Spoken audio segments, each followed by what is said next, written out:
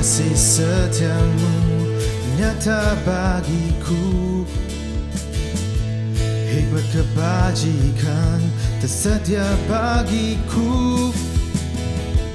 Sebab Allah sanggup lebarkan segalanya, dan anugerahnya sangat besar bagiku. Aku diberkati, aku dilimpahi, karena Allah sanggup untuk menyediakan. Aku diberkati, aku dilimpahi atas sempurna.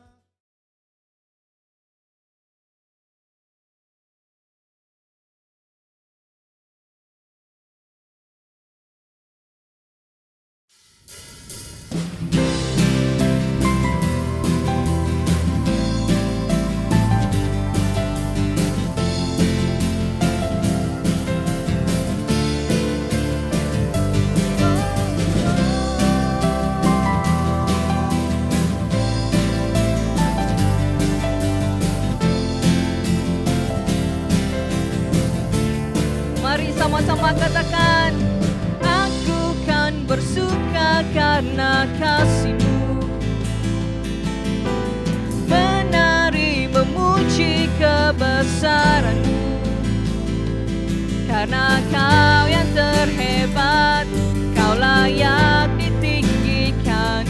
Jiwaku pun bersorak sebab Engkau Allah yang setia dan benar,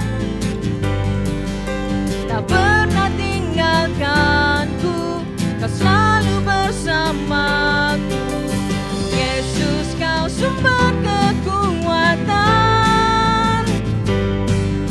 ku hidup untuk menyenangkan-Mu.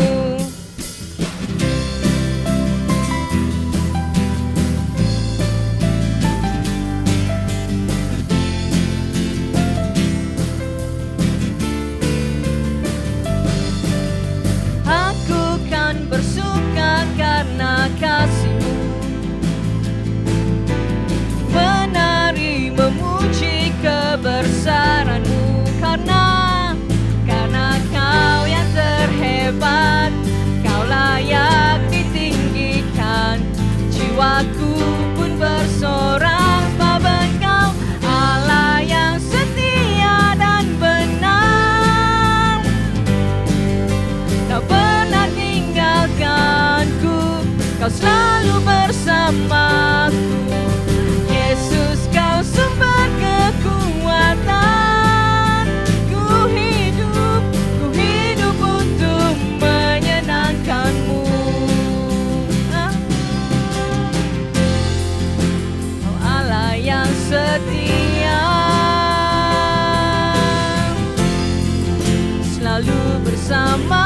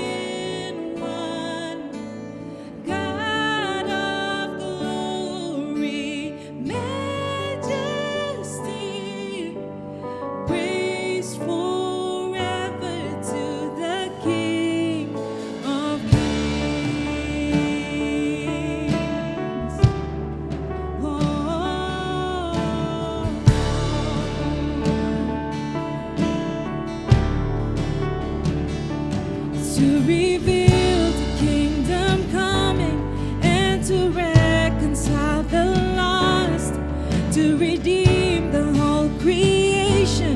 You did not despise the cross, for even in your suffering you saw to the other side, knowing this was our salvation. Jesus, for our sake you died.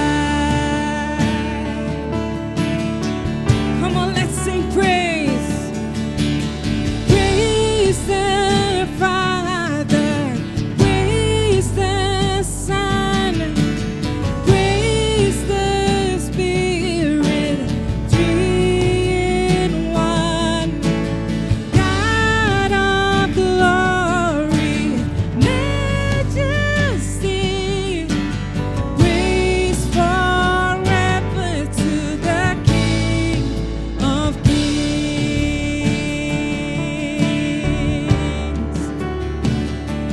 In the morning that you rose, all of heaven held its breath, till that stone was moved for good, for the Lamb had conquered death.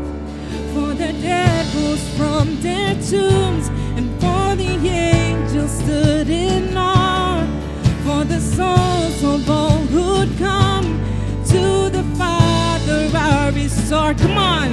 And the church of Christ was born, then the Spirit in the flame. Now this gospel true for bold shall not kneel and shall not fade. By His blood and in His name, in His freedom I am free. For the love of Jesus Christ, who has resurrected me. Oh, let's sing praise.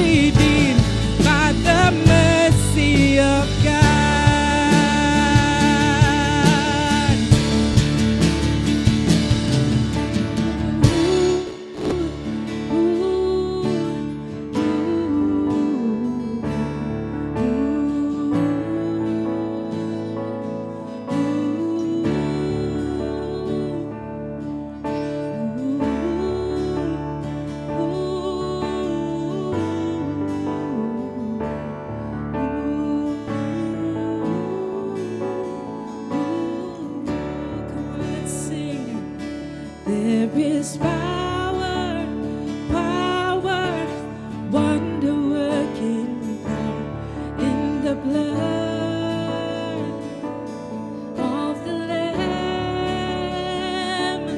There is power, power, wonder-working power in the precious blood of the Lamb. Let's sing it one more time.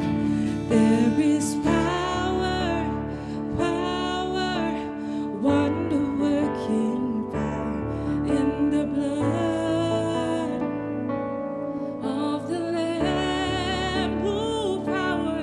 There is power, power, wonder-working power in the precious blood of the Lamb. In the precious blood of the Lamb.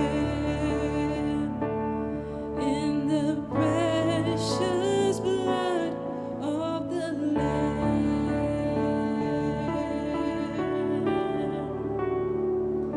Oh, thank you, Father.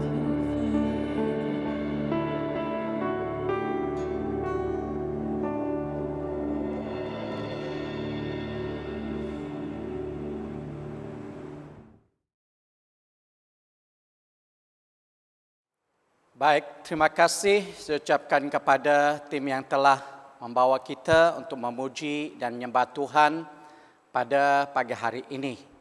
Baik, salam di dalam kasih Kristus dan selamat bertemu. Saya ucapkan kepada Bapak Ibu, saudara-saudari yang dapat mengikuti acara kebaktian kita di atas talian pada pagi hari ini.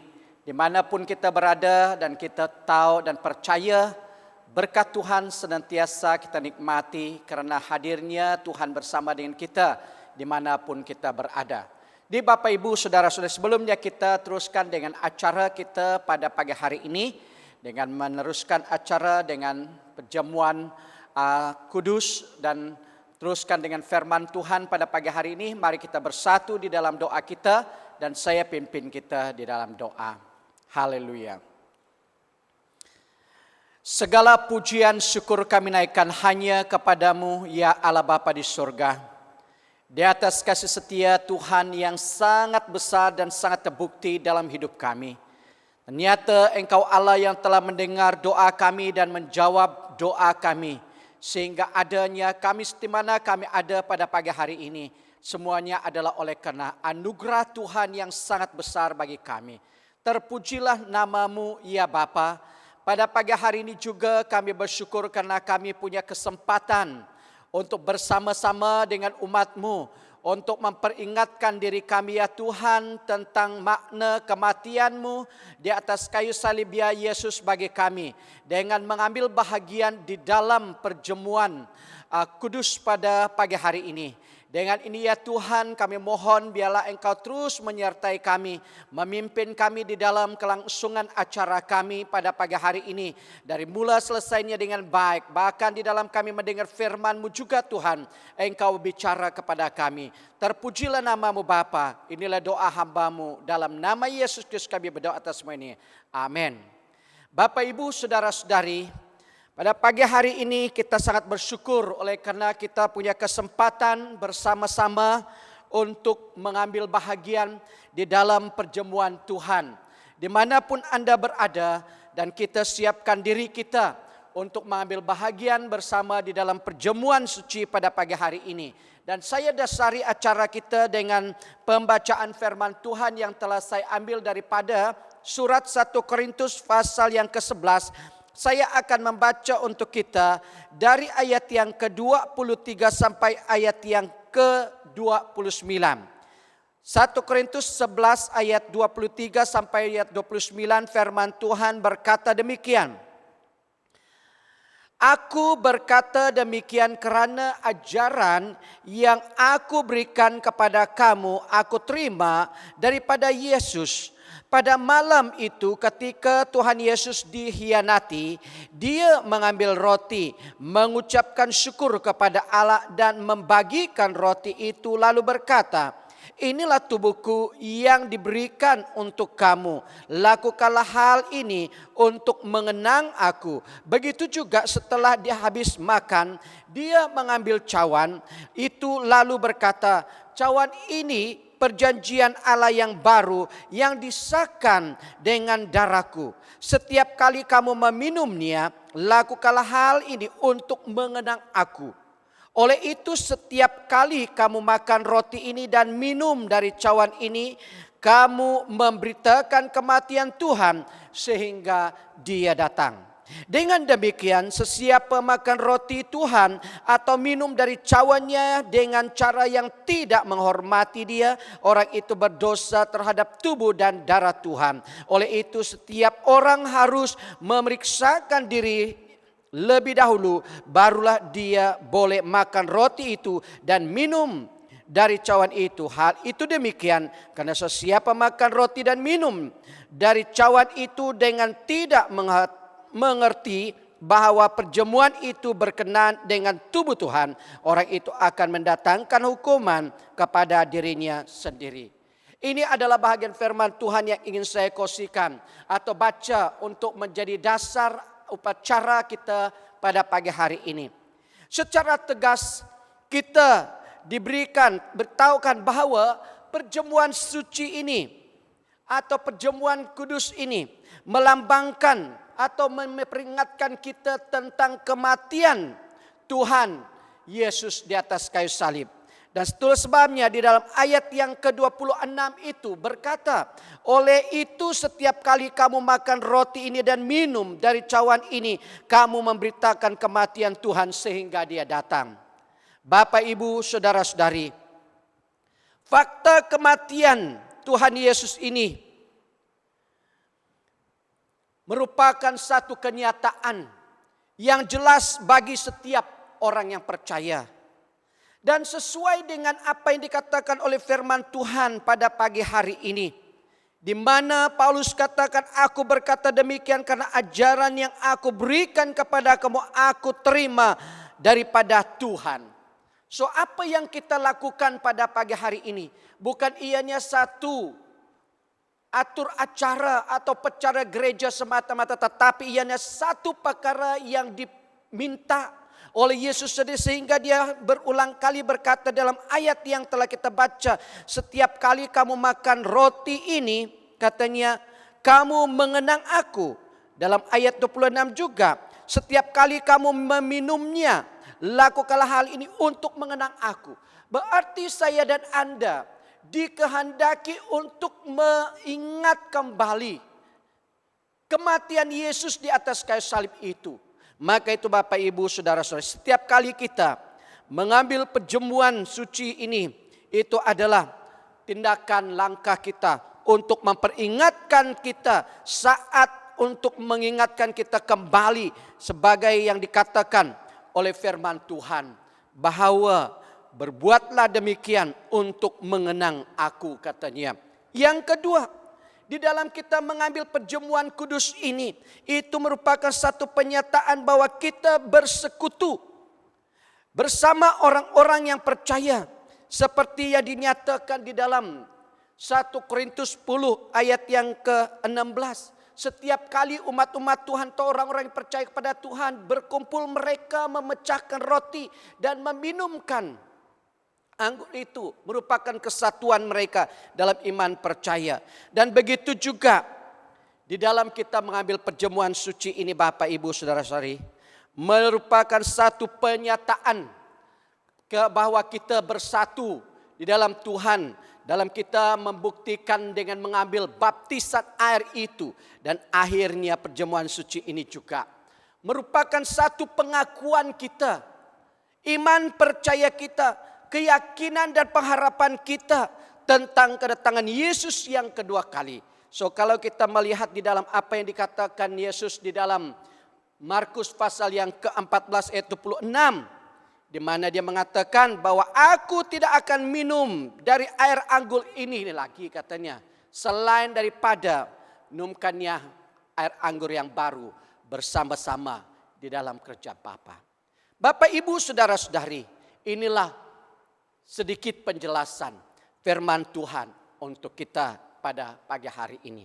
Oleh itu Bapak Ibu Saudara-saudari, marilah kita persiapkan diri kita untuk mengambil bahagian firman roti dan air ini pada pagi hari ini. Dimanapun kita berada, mari kita merenungkan kematian Yesus di atas kayu salib.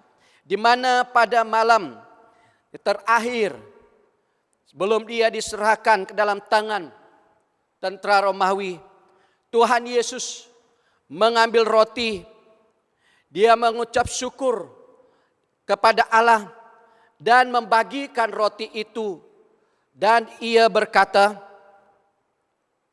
inilah tubuhku yang diberikan untuk kamu, lakukanlah hal ini untuk mengenang aku. Mari kita makan roti bersama.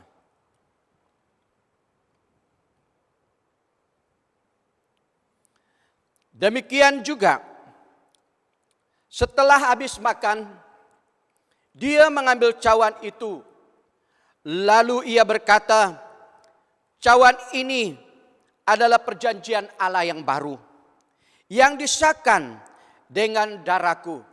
Setiap kali kamu meminumnya, lakukanlah hal ini untuk mengenang aku.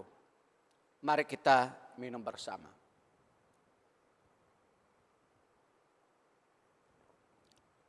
Mari kita berdoa. Haleluya. Terpujilah namamu ya Allah Bapa kami di surga. Kami kembalikan pujian syukur kami kepadamu atas kasih setia Tuhan yang sangat terbukti.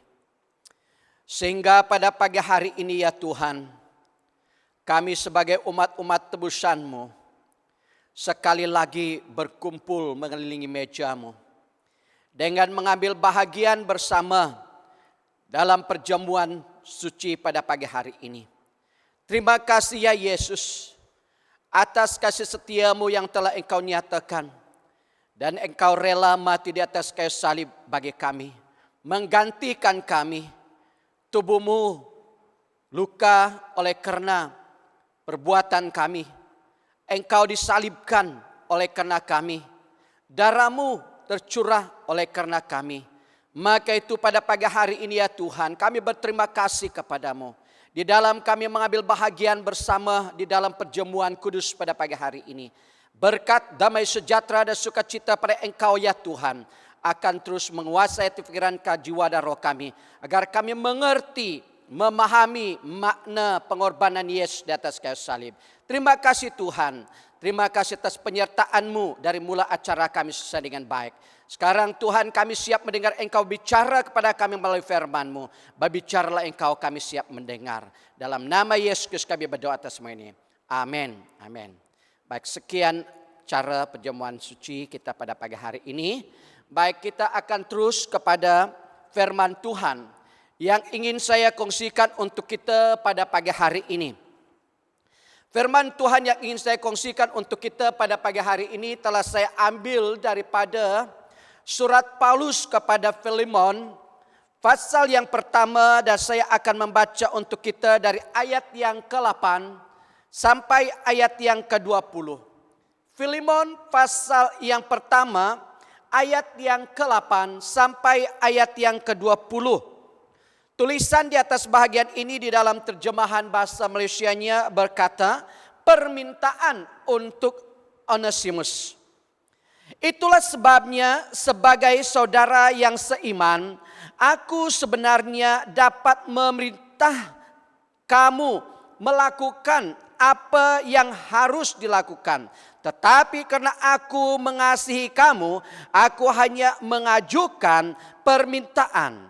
Aku berbuat demikian meskipun aku ini duta Kristus Yesus dan sekarang aku dipenjarakan karena Dia.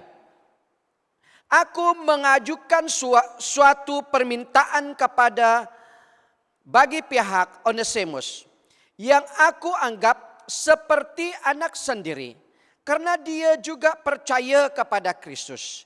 Semasa di penjara aku menjadi seperti bapa kepadanya.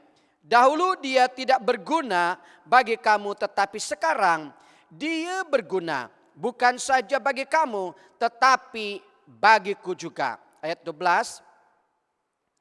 Aku menghantar dia kembali kepadamu, dia yang sangat aku kasihi.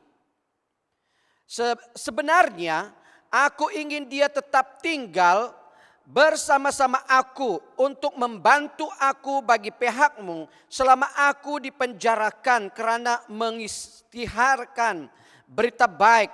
Tetapi aku tidak mau memaksa kamu menolong aku. Aku lebih suka jika kamu melakukannya dengan rela hati. Oleh itu, aku tidak mau melakukan apa-apa kecuali kamu bersetuju. Ayat 15.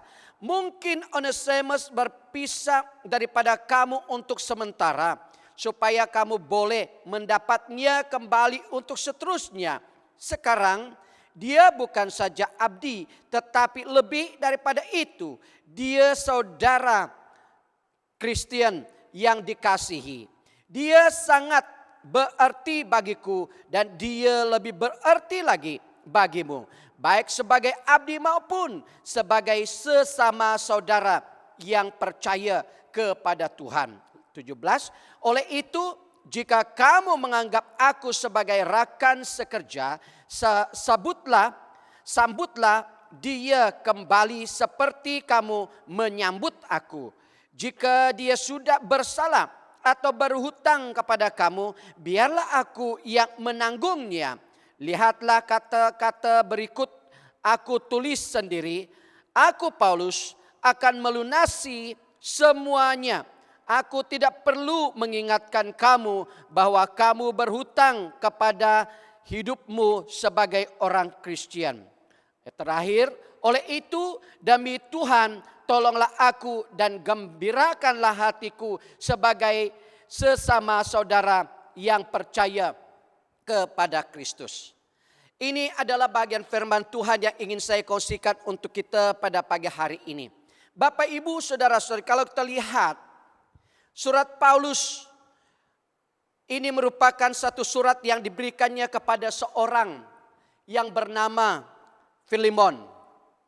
Filemon adalah seorang Kristen yang terkemuka, yang mungkin anggota jemaat di Kolose pada waktu itu. Dia memiliki seorang abdi atau seorang hamba yang bernama Onesimus. Abdi ini abdinya ini melarikan dirinya daripada tuannya. Lalu entah bagaimana telah berkenalan atau bertemu dengan Paulus. Yang pada waktu itu Paulus sedang berada di dalam penjara.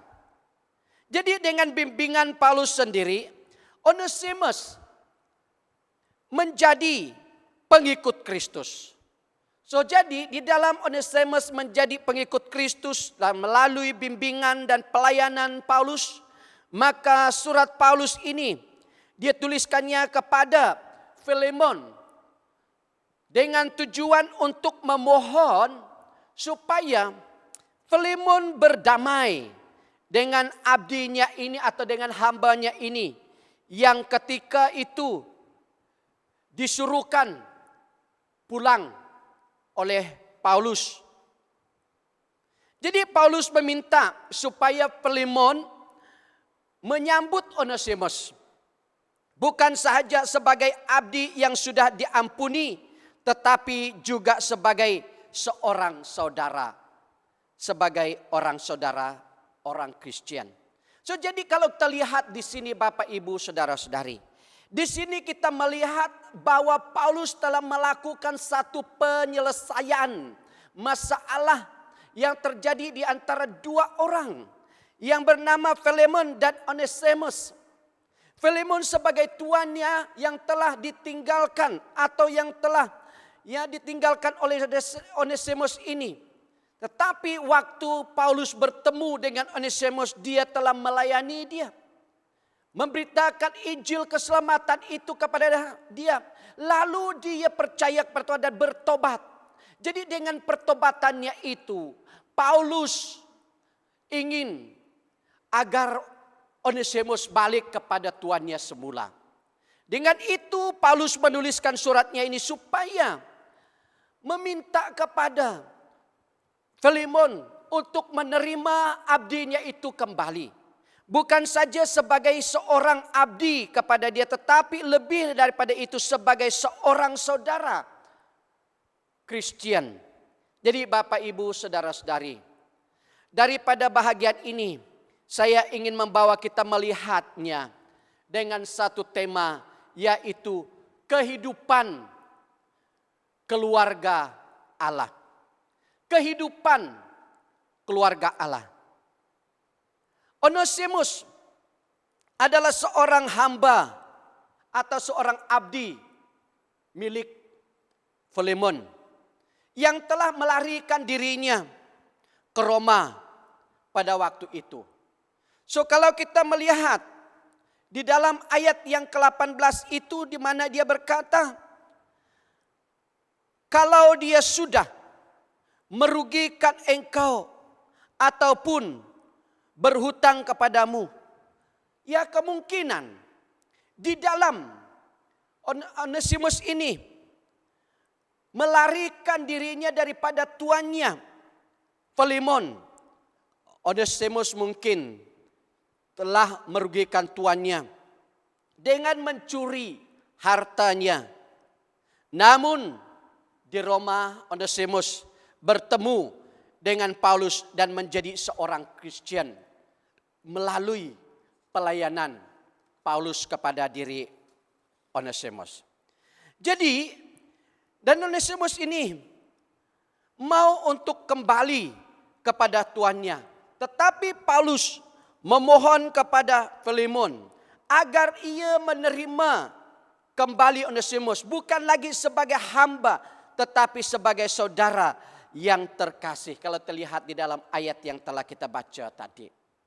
Jadi Paulus menjelaskan bagaimana Filemon seorang teman sekerja yang memiliki iman dan kasih yang besar. Kalau kita melihat di dalam ayat yang keempat sampai ayat yang ketujuh itu. Menjelaskan kehidupan Filemon sebagai seorang yang sudah percaya kepada Tuhan. Sebagai seorang pemimpin, bahkan sebagai orang yang beriman. Dan memiliki kasih yang luar biasa, yang besar. Maka Paulus sangat berharap katanya, agar Filemon akan menerima Onesimus. Karena di hadapan Paulus, Filemon dan Onesimus ini tidak dipandangnya sebagai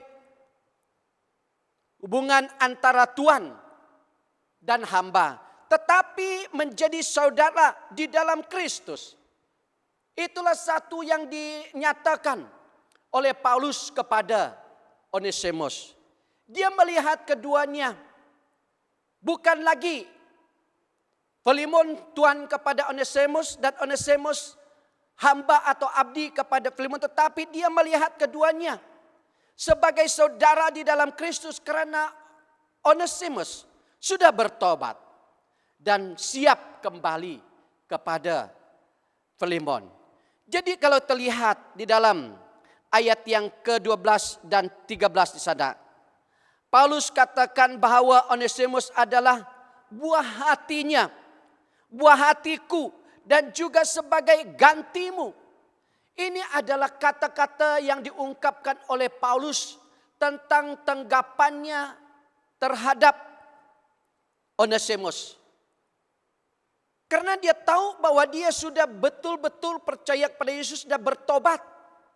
Sehingga dia melihat Onesimus ini bukan sepertinya melihat dia sebagai orang yang berdosa, tetapi seperti Allah melihat seseorang yang sudah bertobat. Sehingga dia mengakui dia dengan satu ungkapan kata yang lebih dekat, dengan mengatakan bahwa dia adalah buah hatiku. Dia katakan juga dia adalah sebagai gantimu, katanya kepada Filemon. Jadi artinya sekarang bahwa Onesimus bukan lagi seperti yang dahulu lagi. sebagai hamba yang menyusahkan tuannya. Tetapi dia sekarang adalah seorang yang berguna. Seperti arti namanya. Bahkan bagaimana orang Kristen mengenal akan iman dan kasih Filemon. Demikian juga terdapat di dalam diri Onesimus yang memiliki iman dan kasih yang benar. Jadi Bapak Ibu Saudara-saudari, Paulus sebagai seorang rasul, dia tidak memakai pengaruhnya untuk memaksa Filemon untuk menerima Onesimus. Karena seorang rasul pada zaman itu memiliki satu wibawa, kuasa yang boleh saja melakukan atau memerintah kepada orang yang di bawahnya atau anggota gereja. Dan permintaan dan perintahnya itu harus diikuti. Tetapi Paulus sebagai seorang hamba Tuhan, sepertinya dikatakan olehnya tadi sebagai duta Kristus katanya, menunjukkan kerendahan hatinya agar ia menyampaikan satu kalimat atau perkataan yang boleh menyentuh perasaan hati. Filemon seorang yang beriman dan penuh dengan kasih Kristus itu. Dia dengan menggunakan satu perkataan, aku menyampaikan permohonanku, katanya. Kalau terlihat dalam ayat yang telah kita baca tadi, itulah sebabnya katanya sebagai saudara yang seiman aku sebenarnya dapat memerintah kamu melakukan apa yang harus dilakukan. Tetapi karena aku mengasihi kamu, aku hanya mengajukan permintaan, aku berbuat demikian meskipun aku ini duta Kristus Yesus dan sekarang aku dipenjarakan karena kamu. Dia menyatakan kepada Filemon sesuatu perkara yang dia inginkan, tetapi cara dia memohonnya bukan dengan menggunakan kekuasaannya, kewibawaannya sebagai seorang rasul, tetapi dia berbicara dengan penuh belas kasihan. Cara yang sangat-sangat diplomat. Bapak, Ibu, Saudara-saudari, Paulus memohon agar dia dapat menunjukkan iman dan kasihnya itu dengan dinyatakan kepada Onesimus melalui informasi yang telah disampaikannya itu. Jadi Paulus mempercayakan iman dan kasih Filemon itu akan ditunjukkannya kepada Onesimus, supaya Filemon dapat menerima Onesimus seperti Filemon menerima Paulus juga. Dan oleh sebab itu Bapak Ibu Saudara-saudari, mengapa saya katakan tema firman Tuhan ini saya ambil kehidupan keluarga Allah.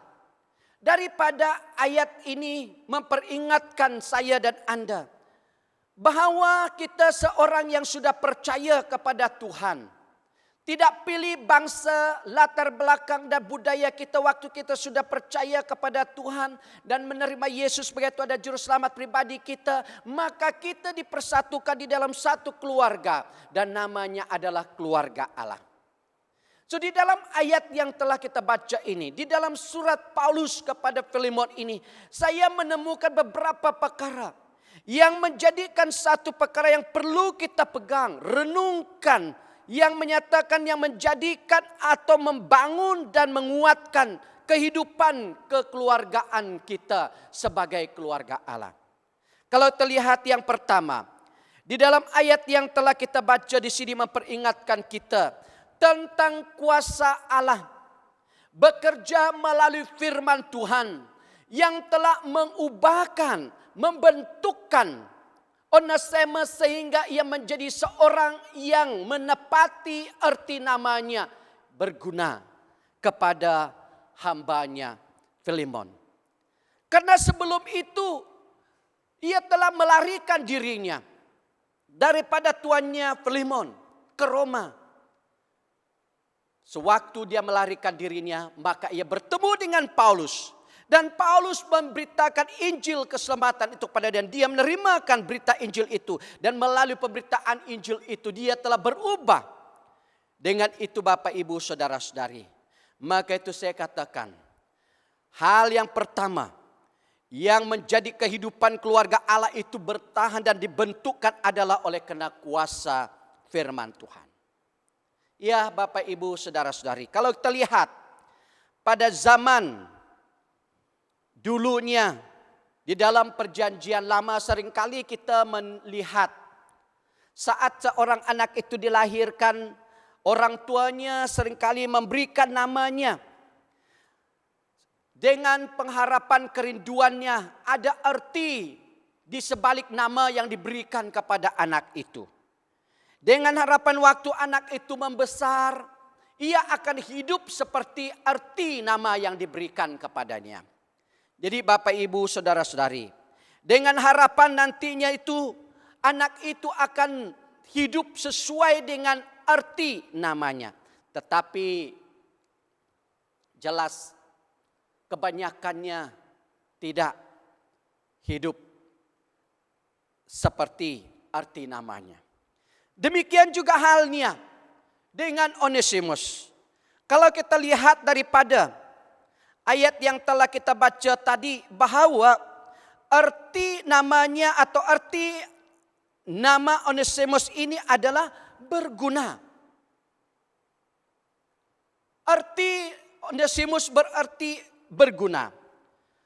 Tetapi nyata apa yang diperbuatkannya bukan menjadi seorang yang berguna, tetapi menjadi seorang yang merugikan tuannya Filemon. Dia bukan lagi menjadi seorang hambanya yang berguna kepada Filemon, tetapi merugikan dia sehingga dia menjadi seorang hamba yang melarikan dirinya daripada tuannya Filemon. Maka dapatlah dikatakan bahwa harapan orang tua kepada anaknya itu tidak boleh hanya pada penetapan sebuah nama, ya. Tetapi melalui bahagian ini kita dapat melihat bahwa Onesimus menjadi sama dengan arti namanya itu ketika dia hidup dalam pengejaran dan iman kepada Tuhan Yesus melalui bimbingan Paulus. Sehingga di dalam ayat yang ke-11 tadi mengatakan bahwa dahulu dia tidak berguna bagimu, tetapi sekarang dia berguna bukan saja bagimu tetapi bagiku juga. Ini pengakuan Paulus tentang pribadi Onesimus setelah dia menerima Yesus sebagai Tuhan dan Juru Selamat pribadinya melalui bimbingan Paulus sendiri.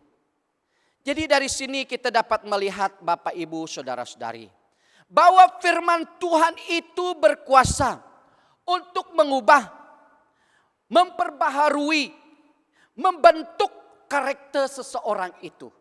Bukan bergantung kepada namanya.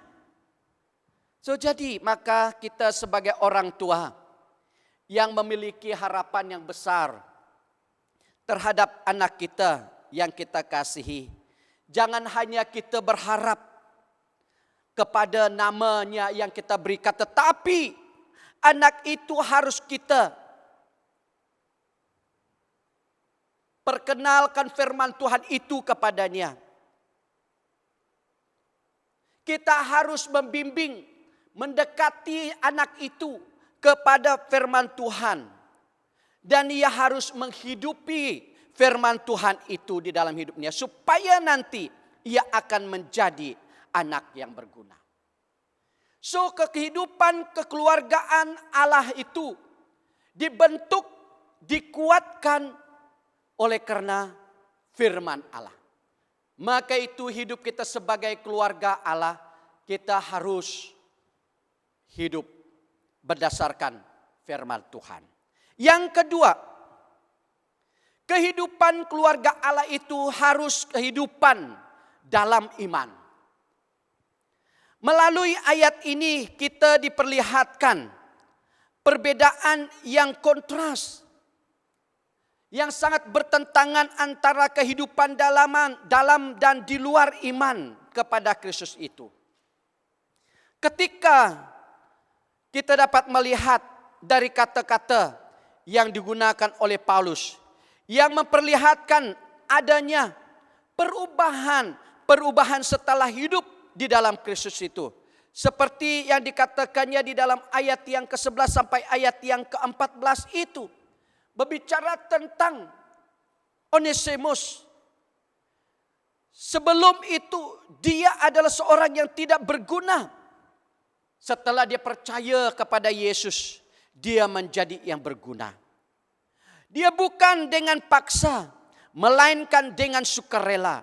Bukan hamba tetapi saudara kekasih. Dan ini adalah ungkapan-ungkapan kata yang dinyatakan oleh Paulus tentang seseorang yang hidup di dalam iman. Ada perbedaan yang sangat ketara nyata di dalam kehidupan seseorang yang beriman. Maka itu inilah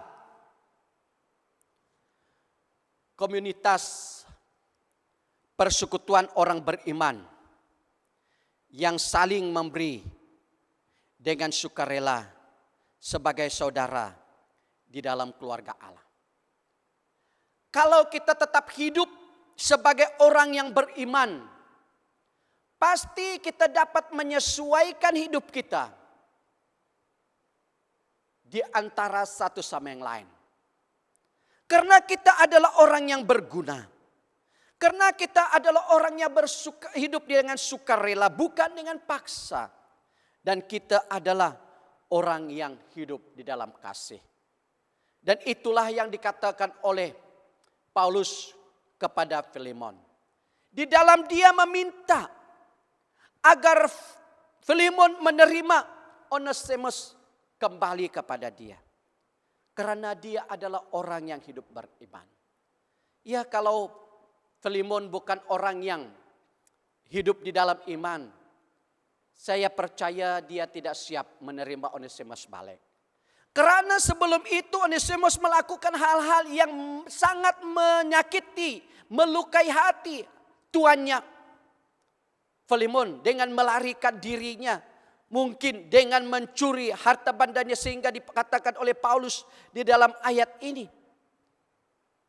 Tapi oleh karena Filemon adalah orang yang beriman, yang memiliki kasih Kristus, maka akhirnya dia menerimakan Onesimus kembali. Bukan lagi sebagai abdi, seperti mana dikatakan oleh Paulus, tetapi sebagai keluarga di dalam Tuhan. Dan inilah kerinduan kita. Sebagai keluarga Allah, marilah kita bersama-sama menerima satu sama yang lain sebagai orang yang beriman. Dengan melihat pribadi seseorang yang bertobat itu seperti Tuhan melihat kita. Saat kita telah menyerahkan hidup kita, mengakui segala perbuatan dosa kita, menerima Yesus sebagai juru selamat pribadi kita, Allah sebagai Bapa kita yang baik, dia tidak akan melihat latar belakang kita, kejahatan dan perbuatan kita, tapi ia menyambut kita dan merangkuli kita dengan penuh kasih. Itu adalah oleh karena dia mengasihi kita. Demikian juga yang diharapkan oleh Paulus kepada Filemon. Hidup sebagai keluarga Allah itu terbentuk, terbangun oleh karena jika kita tetap hidup di dalam iman. Yang ketiga, hidup atau kehidupan keluarga Allah itu adalah hidup di dalam persekutuan di dalam Kristus. Dari bahagian yang telah kita baca ini tadi, kita diajar untuk dapat hidup di dalam persekutuan dalam Kristus.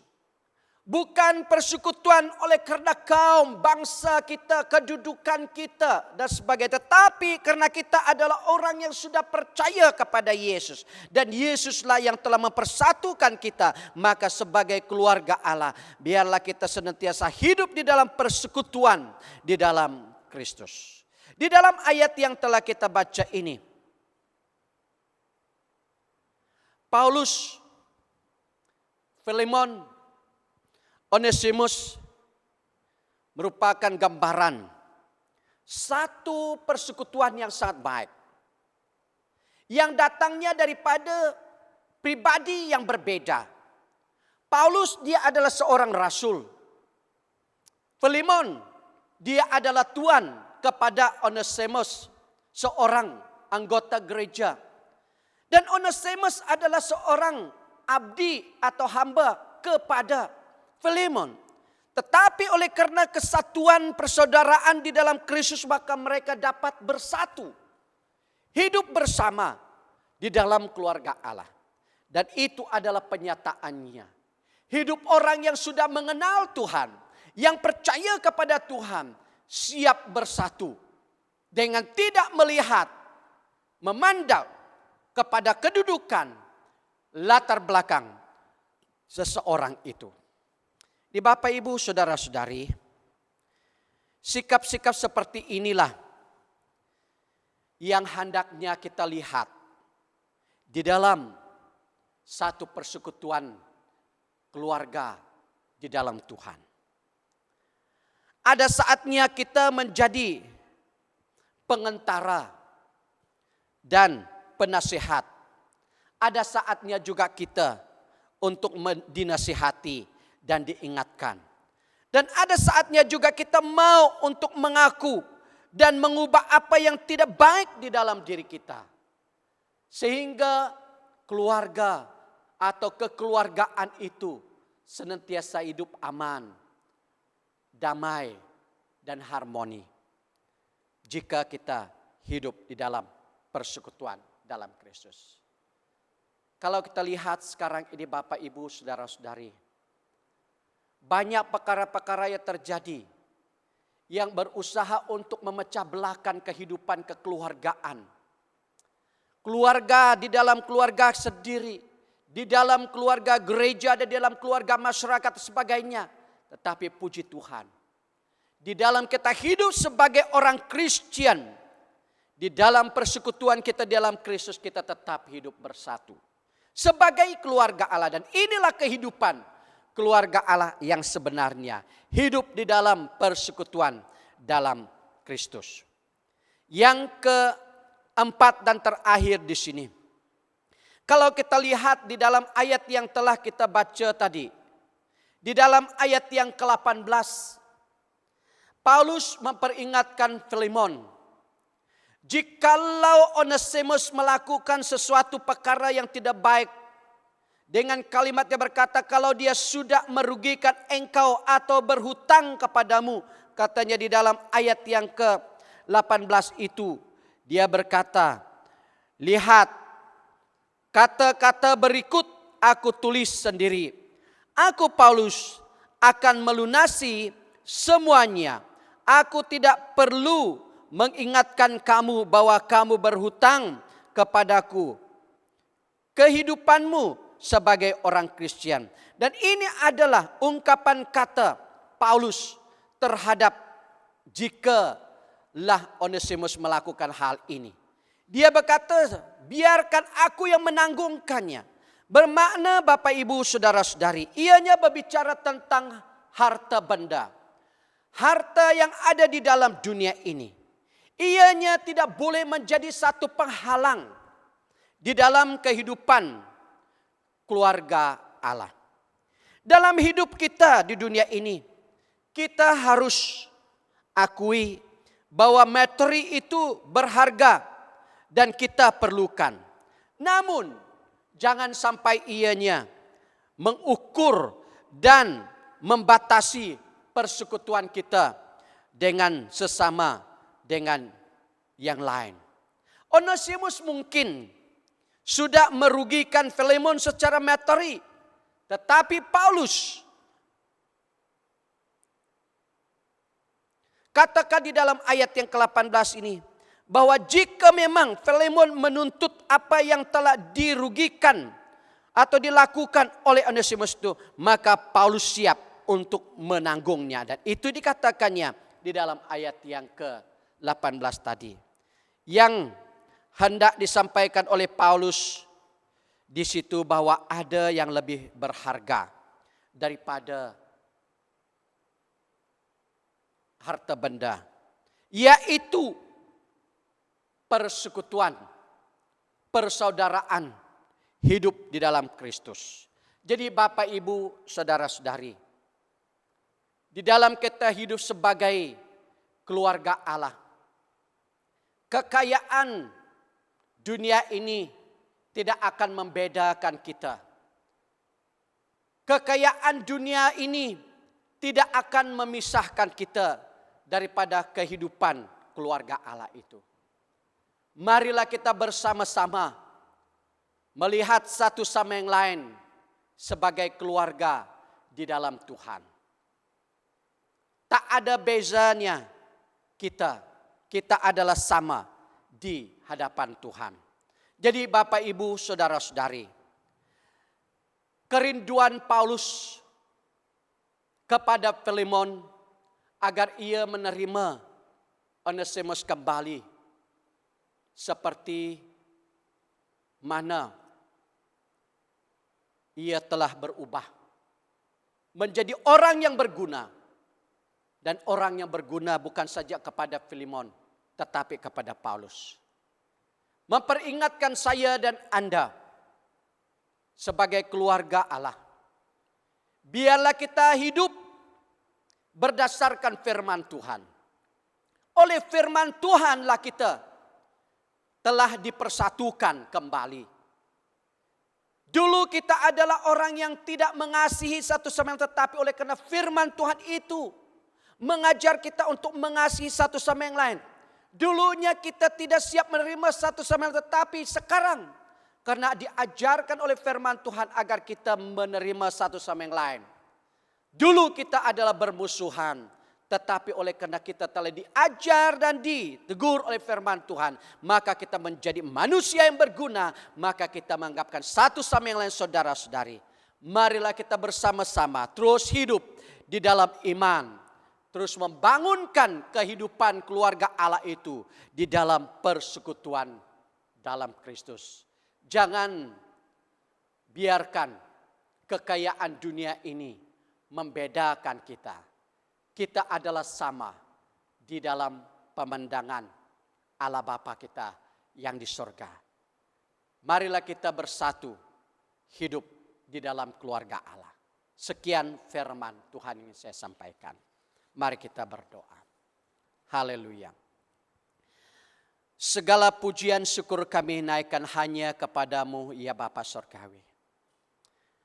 Atas kesempatan waktu yang sangat baik, di mana kami bersama-sama memperingatkan diri kami tentang makna dan arti kematian Yesus di atas kayu salib dengan mengambil bahagian di dalam perjamuan Tuhan pagi hari ini. Demikian juga kesempatan bagi kami untuk mendengar firman-Mu yang menjadi pimpinan, bimbingan dan peringatan bagi kami. Bagaimana kami harus hidup sebagai keluarga Allah. Yang Engkau rindukan bagi kami sebagai anak dan umat-umat-Mu. Agar kami tetap bersatu di dalam kekeluargaan Tuhan. Dengan hidup berdasarkan firman-Mu. Dengan hidup sebagai orang yang beriman dan hidup di dalam persekutuan di dalam Kristus. Tidak ada perkara dalam dunia ini pun yang dapat membedakan kami, yang memisahkan kami. Tapi biarlah kami tetap hidup di dalam keluarga Allah. Terima kasih Bapa, biarlah Engkau Roh Kudus yang membimbing kami. Memimpin dan memampukan kami. Agar kehidupan kekeluargaan Allah itu senantiasa terbentuk dan dibangunkan dan menjadi berkat dan menjadi contoh teladan kepada dunia ini. Inilah doa kami ya Bapa. Walaupun hamba berhenti berbicara di sini, Engkau Roh Kudus akan terus menyatakan kebenaran firman-Mu bagi kami. Agar dalam kami hidup di hari yang kedatang ini, kami akan hidup sesuai dengan firman-Mu. Terpujilah nama-Mu Bapa. Bapa Sorgawi, hamba-Mu berdoa. Bersyukur oleh karena pimpinan penyertaan-Mu bagi jemaat-Mu. Dalam beberapa bulan yang telah lalu ini, sampai hari ini kami telah memasuki bulan Desember dan bulan yang terakhir di dalam tahun 2021 ini. Nyata Engkau Allah yang sangat mengasihi kami, sehingga kami dapat bersama sampai hari ini. Terima kasih atas berkat pertolongan penyertaan dan perlindungan-Mu kepada jemaat-Mu Bapa. Hamba-Mu bersyukur. Oleh itu Bapa, pada pagi hari ini hamba-Mu berterima kasih atas berkat yang Tuhan berikan kepada mereka. Melalui usaha pekerjaan dan bahkan kebun ladang mereka. Sehingga dalam beberapa hari dan minggu yang terlalu ini, mereka telah mempersembahkan persembahan yang baik bagi-Mu ya Tuhan. Berkati semuanya. Doa hamba-Mu Engkau terus berkati mereka sesuai dengan firman-Mu. Pada pagi hari ini juga Tuhan hamba-Mu berdoa. Menempatkan jemaat-Mu ke dalam tangan-Mu yang penuh dengan kasih dan kuasa ini. Biarlah Engkau membungkusi dan menaungi jemaat-Mu dalam kuasa dan darah-Mu. Supaya mereka dijauhkan daripada serangan iblis, godaan iblis. Dan mereka Tuhan tidak mengalami jangkitan sentuhan COVID-19 ini. Terima kasih Tuhan. Pada pagi hari ini ya Tuhan kami bersatu di dalam doa kami sebagai umat-Mu. Sebagai rakyat yang hidup di dalam negeri Sarawak ini ya Tuhan. Kami bersatu dalam doa kami untuk pilihan Dewan Undangan Negeri Sarawak yang akan diadakan pada 18 hari bulan ini. Tuhan sebagai anak-Mu, biarlah Engkau Tuhan campur tangan di dalam semuanya. Agar pilihan ini berjalan dengan baik dan menurut kehendak-Mu untuk kemuliaan bagi nama-Mu. Terima kasih Tuhan, terima kasih Bapa, karena Engkau Allah yang telah mendengar doa kami dan menjawab doa kami. Sehingga kami dapat menyelesaikan acara kami dengan baik. Berkat damai sejahtera dan sukacita pada Engkau Tuhan akan menguasai pikiran jiwa dan roh umat-umat-Mu. Berkat penyertaan-Mu melalui Roh Kudus-Mu bersama dengan jemaat-Mu dari sekarang sampai selama-lamanya. Inilah doa hamba-Mu. Dalam nama Yesus Kristus kami berdoa atas semua ini. Amin. Amin. Baik, sekian firman Tuhan yang saya kongsikan untuk kita. Baik, sebelum kita akhiri acara kita, kita beri masa untuk berita sidang.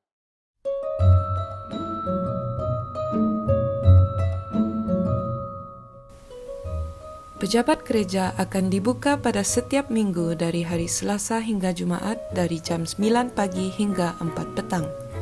Kebaktian gereja kita akan berterusan melalui online dari channel YouTube kita, Pelita Creatives.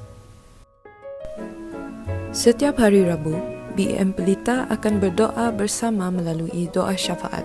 Perkara yang akan didoakan akan diumumkan melalui WhatsApp. Mari kita terus mendoakan satu sama lain. Persepuluhan dan persembahan boleh diberi melalui cek, deposit tunai dan online banking. Butiran bank adalah seperti berikut. Jika anda telah membuat pemberian, sila maklumkannya kepada Bendahari Gereja, Deacon Richard Pengiran. Dan kami di BEM Pelita ingin mengucapkan selamat hari jadi kepada mereka yang menyambut pada bulan ini. Semoga Tuhan terus memberkati dan melindungi anda dan keluarga anda.